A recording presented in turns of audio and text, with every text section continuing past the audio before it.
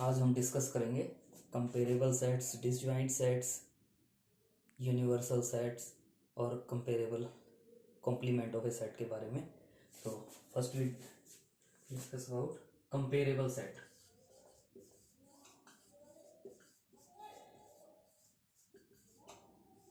Comparable sets, compare से ही meaning आ रहा है कि हम उनको कंपेयर कर सकते हैं, तुलना कर सकते हैं, कौन छोटा है कौन बड़ा है। तो इसलिए हम क्या कहते हैं, A and B are said to be comparable if one of them is subset of the other, यानी दोनों में से एक दूसरे का सबसेट हो। That is either A is subset of B और B is subset of A. यानी अगर ए बी का सबसेट है या बी ए का सबसेट है तो उन सेट्स को हम कहेंगे कंपेरेबल। और दोनों में से एक भी अगर किसी दूसरे का सबसेट नहीं है तो वो सेट्स क्या होंगे, non comparable. Suppose if I से set A contains 1 2 3, set B contains 1 2 3 4, so we can say A is subset of B. A is subset of B क्यों? क्योंकि A के सभी एलिमेंट्स B में हैं, तो हम कहते हैं A is subset of B। इसका मतलब A B का सबसेट है, तो इसका मतलब हम इन सेट्स को क्या कह सकते हैं, these sets are comparable।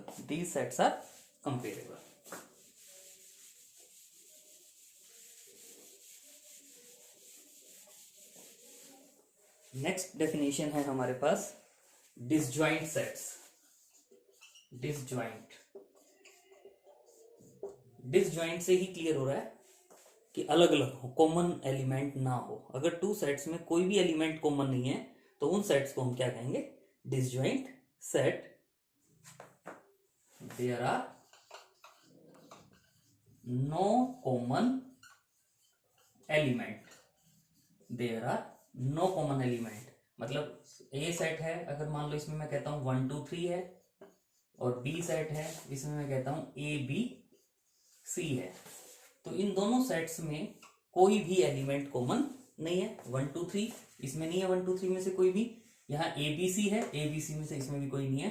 तो इसका मतलब ए और बी जो सेट्स हैं इनको हम क्या कहेंगे, डिसजॉइंट सेट्स, क्योंकि इनमें कोई भी एलिमेंट कॉमन नहीं है। अगर मान लो मैं सेट ए यही लेता और सी जो सेट है इसमें मैं कह देता हूं 3 4 5, सी सेट में मैं कह देता हूं 3 4 5, तो आप देख रहे हो ए और सी में 3 एलिमेंट जो है, ये एक एलिमेंट 3 कॉमन है। तो इसका मतलब ए और सी जो है, A and C are not disjoint, यानी ए और सी जो सेट्स हैं वो डिसजॉइंट नहीं होंगे, ए और सी सेट डिसजॉइंट नहीं होंगे। लेकिन अगर हम बी और सी के बारे में कहना चाहें तो बी में ए बी सी है, इसमें 3 4 5 है, तो इसका मतलब बी और सी को हम क्या कह पाएंगे, these sets are disjoint set. ये सेट क्या होंगे, डिसजॉइंट सेट, इनको हम डिसजॉइंट सेट कहेंगे। नेक्स्ट है हमारे पास यूनिवर्सल सेट। यूनिवर्सल सेट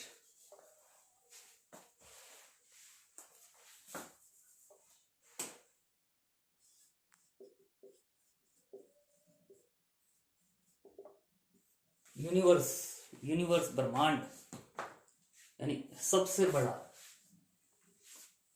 तो यूनिवर्सल सेट से ही क्लियर होता है, यूनिवर्सल सेट हम किसको कहेंगे, वो सेट जो हमारी कंसिडरेशन में जितने भी सेट्स हैं उन सबका सुपर सेट हो, लार्जर सेट हो, तो उस सेट को हम क्या कहेंगे, यूनिवर्सल सेट। मतलब when all the sets under consideration, ध्यान रखें consideration, are subset of a larger set is called the universal set। मतलब अंडर कंसिडरेशन, मतलब जितने भी सेट्स हम एक साथ कंसिडर कर रहे हैं डिफरेंट क्वेश्चन में डिफरेंट यूनिवर्सल सेट होगा। यानी जब हम किसी प्रॉब्लम को, किसी क्वेश्चन को डिस्कस करते हैं तो उस अंडर कंसिडरेशन जितने भी सबसेट्स होंगे, जितने भी सबसेट, सारे के सारे जितने भी सेट्स होंगे वो सबसेट होंगे लार्जर सेट के। तो उस लार्जर सेट को हम क्या कहते हैं? Universal set. और यूनिवर्सल सेट को हम कैपिटल एक्स और यू, कैपिटल एक्स और यू से रिप्रेजेंट करते हैं यूनिवर्सल सेट को। जैसे फॉर एग्जांपल अगर हम कहते हैं ए सेट में है 1 2, बी जो सेट है उसमें है हमारे पास 3 4 5, सी एक सेट है जिसमें है 3 4, और अगर मैं यू अगर कहना चाहूं सपोज 1 2 3 4, अगर यहां तक मैं कहता हूं तो आप इसमें देख रहे हो ए के तो सभी एलिमेंट हैं इसमें, लेकिन यहाँ जो 5 है वो 5 इसमें नहीं है, तो इसका मतलब ये यूनिवर्सल सेट नहीं होगा। लेकिन अगर मैं इसमें 5 या 6 भी ले लेता हूं तो आप देख रहे हो एक यू का सबसेट है, बी यू का सबसेट है, बी में 3 4 5 3 4 5, सी यू का सबसेट है। मतलब अगर हमारी कंसिडरेशन में केवल ये सेट्स हैं और इन सेट्स में ये जो हैं ए बी सी ये इस यू के सबसेट हैं, तो इस यू को हम क्या कहेंगे? Universal set. मतलब अंडर कंसिडरेशन जो हम कंसिडरेशन में ले रहे हैं सेट्स, अगर वो सभी के सभी एक पर्टिकुलर सेट हम ले लेते हैं, उसके सबसेट है, तो इसको हम जो लार्जर सेट है इसको हम क्या कहेंगे? Universal set. ये क्या कहलाएगा? Universal set.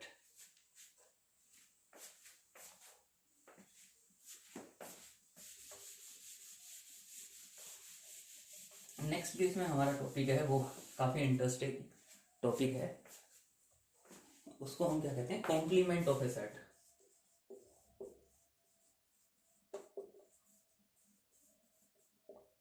Complement of a set, complement of a set में अगर हम ये कहते हैं suppose A is subset of U, और इस यू को हम यूनिवर्सल सेट कह रहे हैं।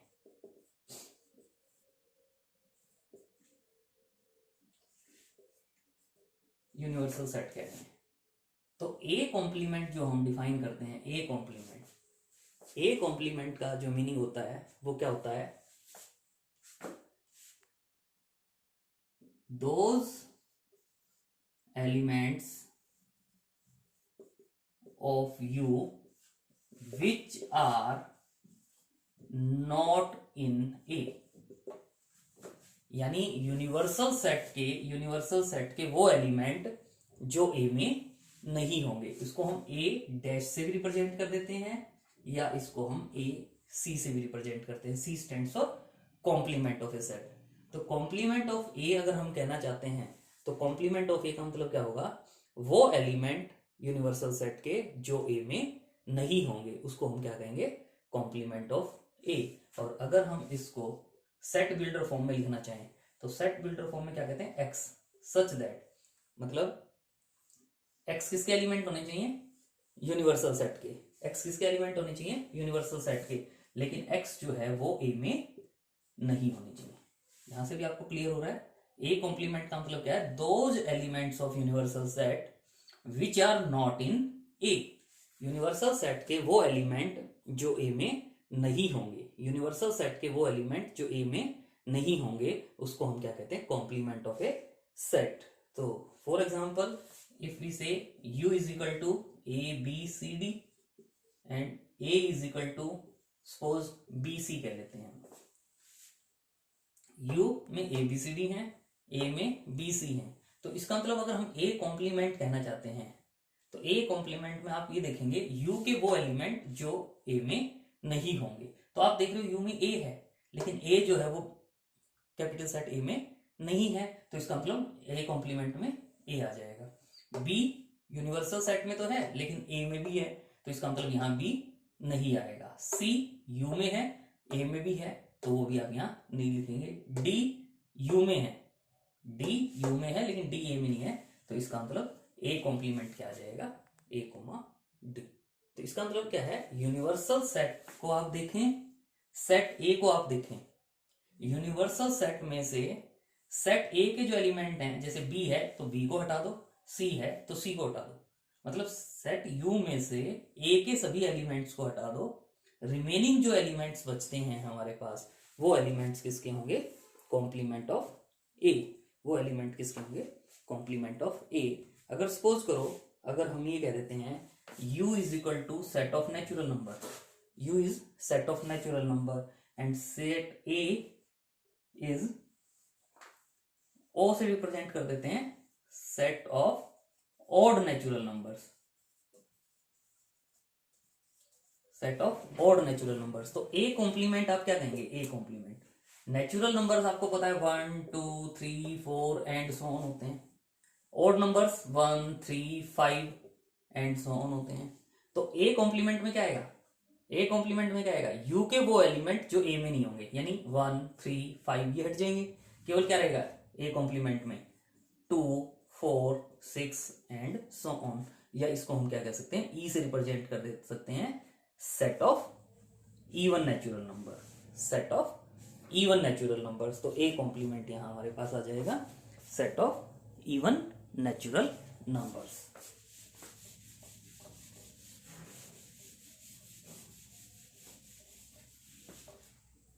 इसमें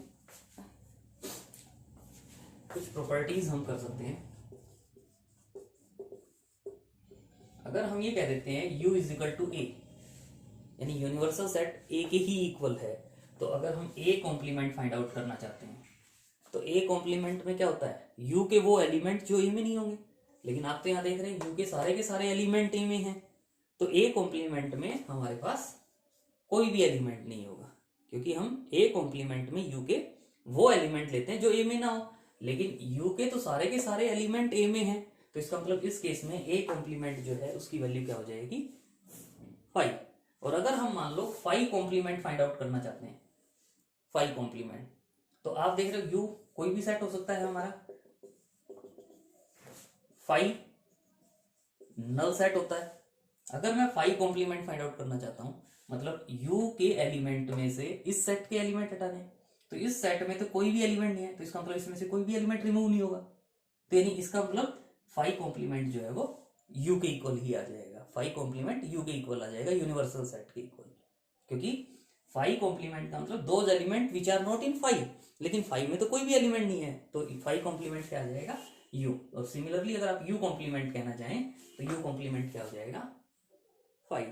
और अगर हम a कॉम्प्लीमेंट ऑफ कॉम्प्लीमेंट, मतलब एक सेट है उसका कॉम्प्लीमेंट लें और अगेन कॉम्प्लीमेंट लें, तो वो हमेशा किसके इक्वल होगा, ए के इक्वल होगा, A complement of complement is equal to A होगा। जैसे सपोज अगर मान लो हम ये कह देते हैं u में मेरे पास एलिमेंट है 1 2 3, a में एलिमेंट है मेरे पास 1 2, तो अगर मैं इस a का कॉम्प्लीमेंट फाइंड आउट करता हूं, a कॉम्प्लीमेंट का मतलब क्या होगा, those elements of u which are not in a, तो u में आप देख रहे हो 3 है जो a में नहीं है, तो a कॉम्प्लीमेंट क्या हो जाएगा 3। फिर मैं अगर इस a complement of complement find out करना चाहता हूं, यानी ये अब मेरे पास a कॉम्प्लीमेंट है, इसका कॉम्प्लीमेंट फाइंड आउट करना चाहता हूं, इसका मतलब क्या हुआ, यूनिवर्सल सेट के वो एलिमेंट जो a कॉम्प्लीमेंट में नहीं है, यूनिवर्सल सेट के वो एलिमेंट जो a कॉम्प्लीमेंट में नहीं है वो आप देख रहे हो 1 और 2 है, तो वो मेरे पास 1 2 आ जाएगा, यानी a आ जाएगा। मतलब अगर कोई सेट है उसका कॉम्प्लीमेंट करें अगेन कॉम्प्लीमेंट लें तो वो सेट इटसेल्फ आ जाता है। तो ये है कॉम्प्लीमेंट से रिलेटेड कुछ प्रॉपर्टीज जिसके बारे में हमने डिस्कस किया।